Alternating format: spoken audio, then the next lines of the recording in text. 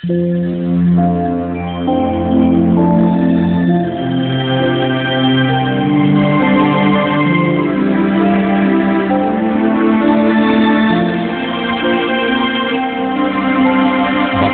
ang bumabasa at ang nangakikinig ng mga salita ng hula at tumutupad ng mga bagay na nasusulat doon, sapagkat ang panahoy malapit na.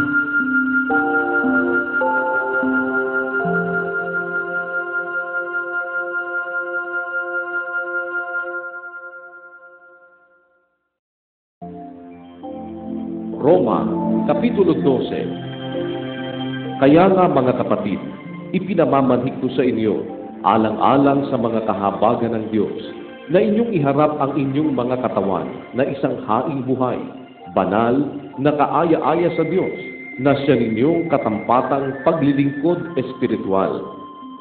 At huwag kayong magsiayon sa sanglibutang ito, kundi mag-iba kayo sa pamamagitan ng pagbabago ng inyong pag-iisip, upang mapatunayan ninyo kung alin ang mabuti at kaaya-aya at lubos na kalooban ng Diyos.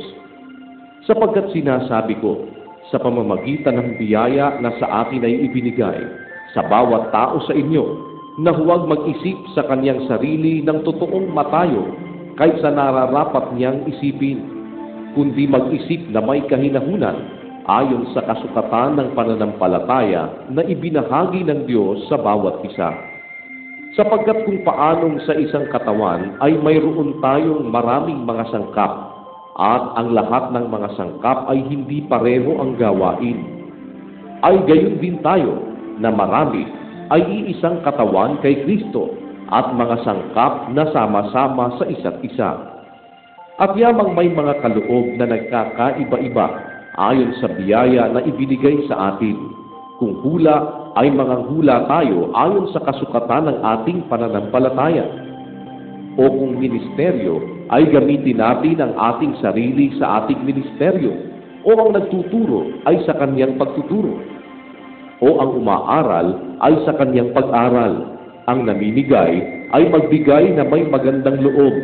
Ang nagpupuno ay magsikap. Ang nagkakawang gawa ay magsaya. Ang pag-ibig ay maging walang pagpapaimbabaw. Kapuotan ninyo ang masama. Makisalig kayo sa mabuti. Sa pag-ibig sa mga kapatid ay mangagmahalan kayo.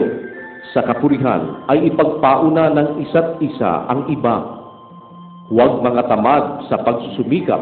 Maninga sa espiritu. Mapaglingkod sa Panginoon. Mga galak sa pag-asa. Magmatiisin sa kapighatian, magmatiyagain sa pananalangin, mapagdamay sa mga kailangan ng mga banal, maging mapagpatuloy. Pagpalain ninyo ang mga sa inyo'y nagsisiusig, pagpalain ninyo at huwag ninyong sumpain.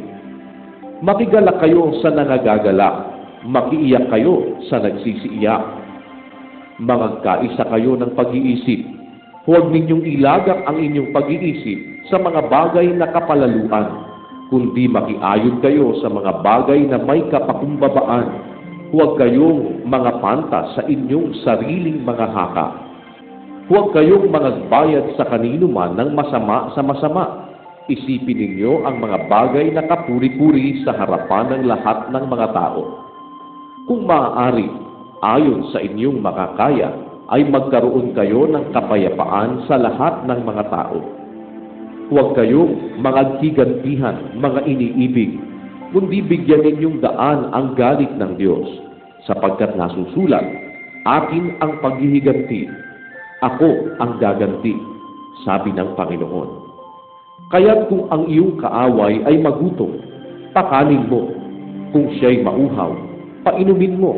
Sapagkat sa paggawa mo ng gayon ay mga baga ng apoy ang ibubuntun mo sa kanyang ulo. Huwag kang padaig sa masama, kundi bagkus daigin mo ng mabuti ang masama.